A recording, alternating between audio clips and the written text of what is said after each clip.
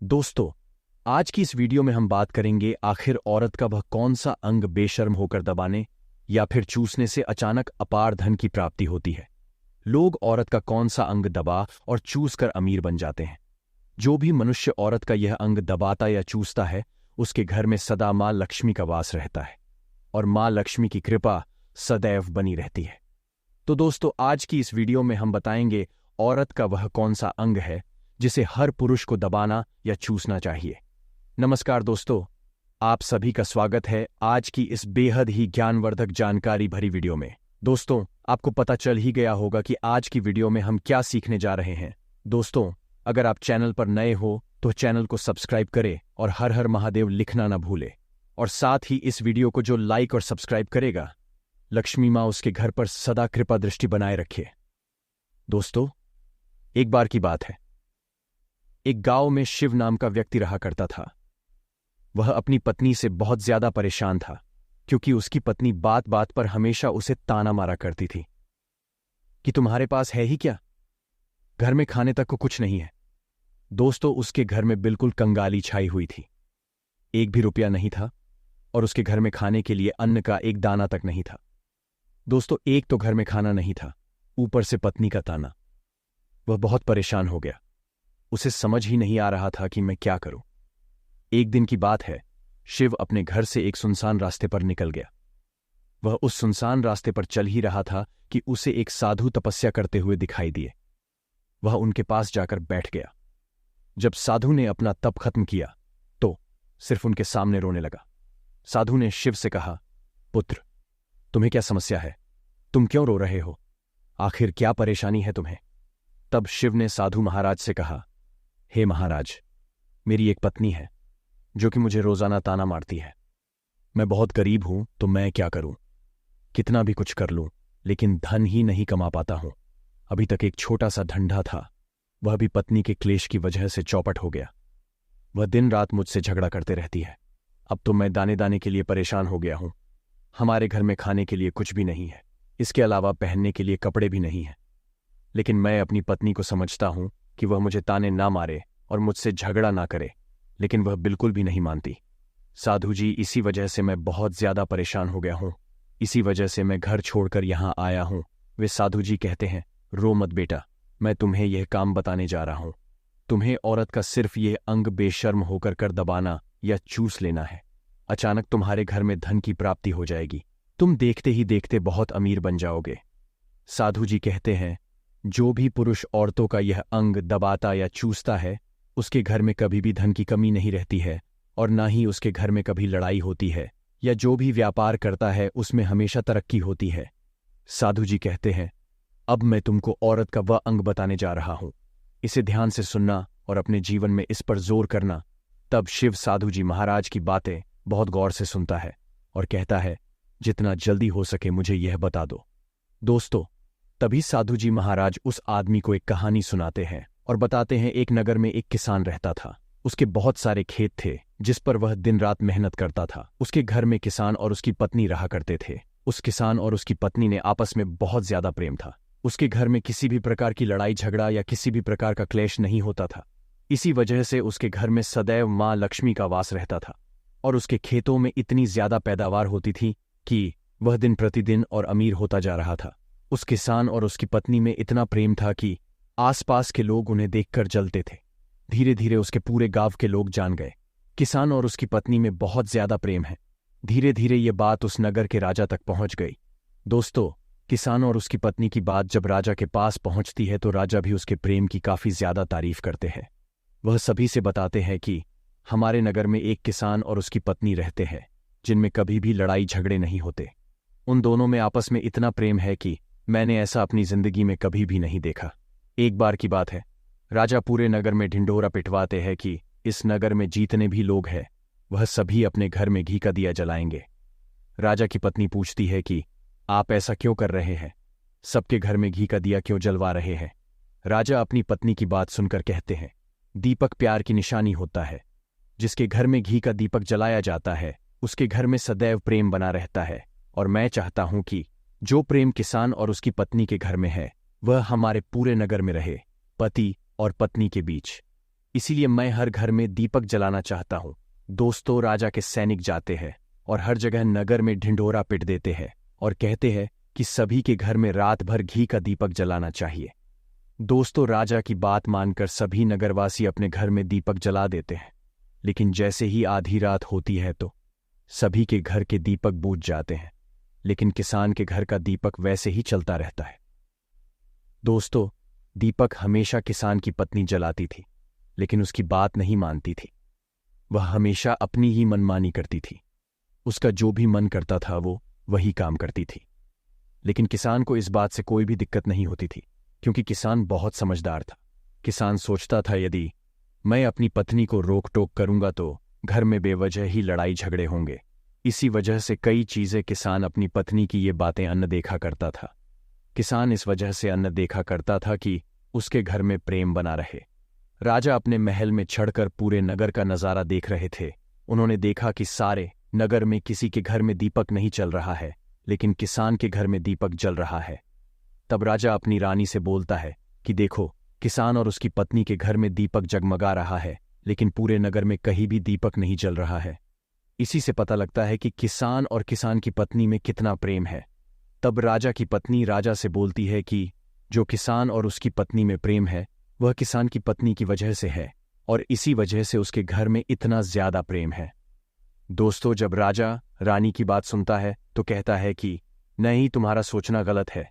जो प्रेम किसान के घर में है वह उसकी पत्नी की वजह से नहीं है, बल्कि वह किसान की वजह से है। रानी, यहां पर किसान बहुत ज्यादा समझदार है। आपका सोचना गलत है, और यही वजह है जो कि उनके घर में कभी भी लड़ाई झगड़ा नहीं होता है। दोस्तों, राजा कहता है किसान समझदार है, और रानी कहती है कि किसान की पत्नी समझदार है। दोस्तों, इसी तरह कुछ देर चलता रहता है। राजा कह रहे थे कि किसान समझदार है, और रानी कह रही थी कि किसान की पत्नी समझदार है। इसी बात को लेकर राजा और रानी के बीच काफी झगड़ा हो जाता है। इसके बाद रानी ने राजा की दाढ़ी उखाड़ डाली और राजा ने रानी को उठाकर जोर से पटक दिया। इसके बाद राजा कहता है, हम लोगों को झगड़ा करने की जरूरत नहीं है। क्यों ना हम किसान और उसकी पत्नी की परीक्षा ले। इससे सारा दूध का दूध और पानी का पानी हो जाएगा। लड़ाई करने के बाद राजा और रानी दोनों ही सहमत हो गए और दोनों की परीक्षा लेने के लिए तैयार हो गए। तब राजा अपने महल में जाता है और एक पुरुष सैनिक को बुलाता है और पुरुष सैनिक से बोलता है कि तुम किसान के पास जाओ और जो प्रश्न मैं तुमसे बोल रहा हूं वह तुम किसान को पूछना। वह सैनिक बोलता है, ठीक है महाराज। वह पुरुष सैनिक राजा की बात सुनकर किसान के पास जाता है। उस समय किसान की पत्नी खेतों में गई थी, लेकिन किसान की कुछ तबीयत ठीक नहीं थी। इस वजह से वह खेतों पर नहीं गया था। इस समय पुरुष सैनिक किसान के घर पहुंच जाता है और किसान से कहता है, मैं राजदरबार से आया हूं, राजा ने मुझे भेजा है। दोस्तों, किसान कहता है, बताइए मैं आपकी क्या सेवा कर सकता हूं। आप बैठ जाइए, मैं आपके लिए पानी लेकर आता हूं। तब वह सैनिक बोलता है कि नहीं, तुम कुछ भी मत लाओ, मैं राजा का सैनिक हूं, बस आपके पास राजा का समाचार लेकर आया हूं। तब किसान कहता है, ठीक है सैनिक, आप मुझे बताओ राजा साहेब ने मेरे लिए क्या समाचार भेजा है। सैनिक कहता है, किसान, राजा साहेब ने यह बोला है कि यदि तुम अपनी पत्नी को छोड़ देते हो तो राजा जी आपको बहुत सारे हीरे जेवर और साथ में तुम्हारे जमीन से 2 गुना ज्यादा जमीन राजा जी आपको भेंट में दे देंगे। इसके अलावा राजमहल का भी आधा हिस्सा आपको दिया जाएगा। लेकिन जो किसान ने जवाब दिया वह सुनने लायक है। किसान ने कहा, राजा जी, अपना पूरा महल मुझे क्यों ना दे दें, लेकिन मैं अपनी पत्नी को नहीं छोड़ूंगा। जाओ और अपने राजा से ये कह दो कि किसान ने ऐसा कहा है। सैनिक जाता है और राजा को सारी बातें बताता है। इस समय रानी वहां पर सैनिक की बात सुन रही थी। सुनने के बाद रानी ने कहा, आपने किसान की तो परीक्षा ले ली, लेकिन किसान की पत्नी की परीक्षा नहीं ली। इस तरह से हम कैसे पता कर सकते हैं कि कौन समझदार है। इसके बाद रानी ने कहा, अब मैं भी किसान की पत्नी की परीक्षा लेना चाहती हूं। जब दोनों की परीक्षा हो जाएगी तभी तो पता चलेगा कि कौन समझदार है। फिर रानी ने भी एक सैनिक बुलाया और कहा, मेरी बात किसान की पत्नी को बोलना और याद रखना। ये बात तभी बताना जब किसान वहां पर ना हो। सैनिक ने पूछा कि रानी क्या बात बतानी है, वह तो बताओ। तो रानी ने सैनिक को सारी बात बता दी। सैनिक किसान के घर जाता है और उसके घर में आवाज लगाता है तो उसके घर से किसान की पत्नी निकल कर आती है और कहती है, बताओ क्या हुआ, क्यों आवाज दे रहे हो?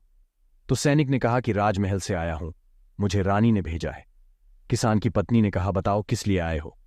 तब सैनिक ने कहा, रानी ने बोला, यदि तुम अपने पति किसान को मार देती हो तो आपको बहुत सारे हीरे और जेवर रानी आपको देंगी और साथ में राजमहल का भी आधा हिस्सा आपको मिलेगा। इसके अलावा जितनी भी आपकी जमीन है वह तो आपकी ही रहेगी, लेकिन उसकी 2 गुना जमीन भी रानी आपको देंगी।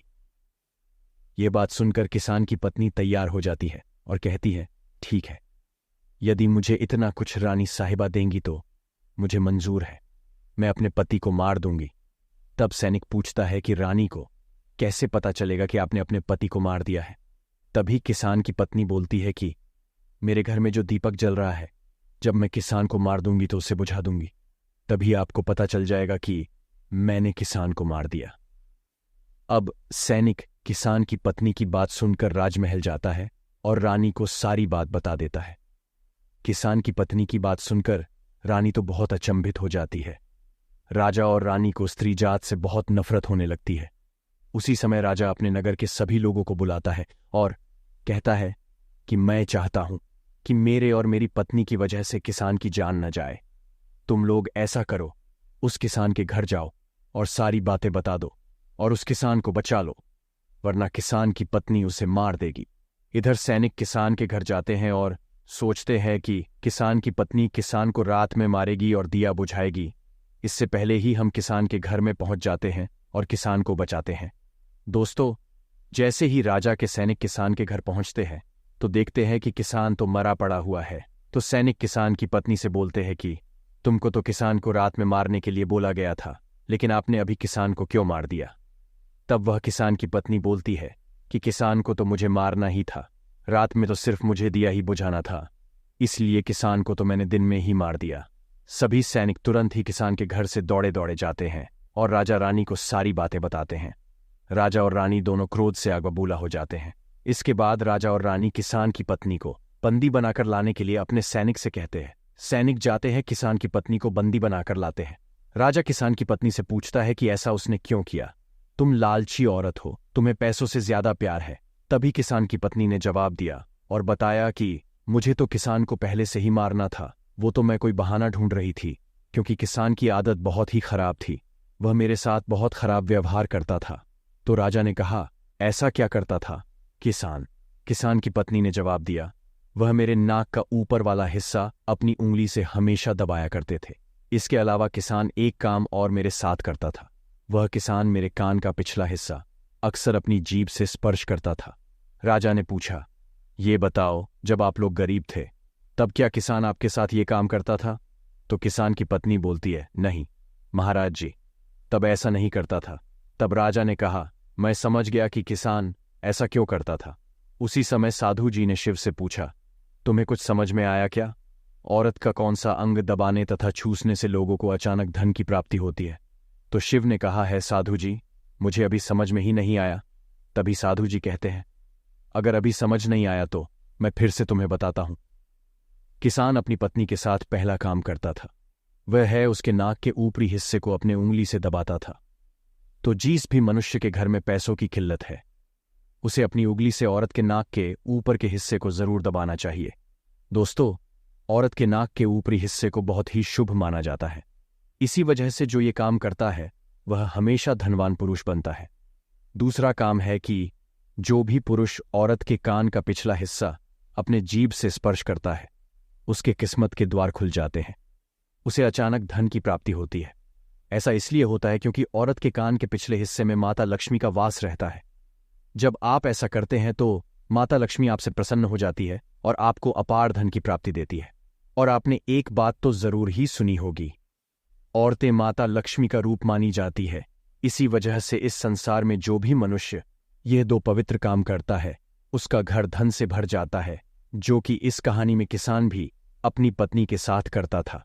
लेकिन आप जब भी ऐसा काम करें तब आपको अपनी पत्नी को पूरी बात बतानी चाहिए, अन्यथा आपके जीवन में भी इसी तरह अनर्थ भी हो सकता है। दोस्तों, आज का ये वीडियो आपको कैसा लगा हमें कमेंट में जरूर बताएं और आप चैनल पर नए हो तो सब्सक्राइब अवश्य करें। धन्यवाद।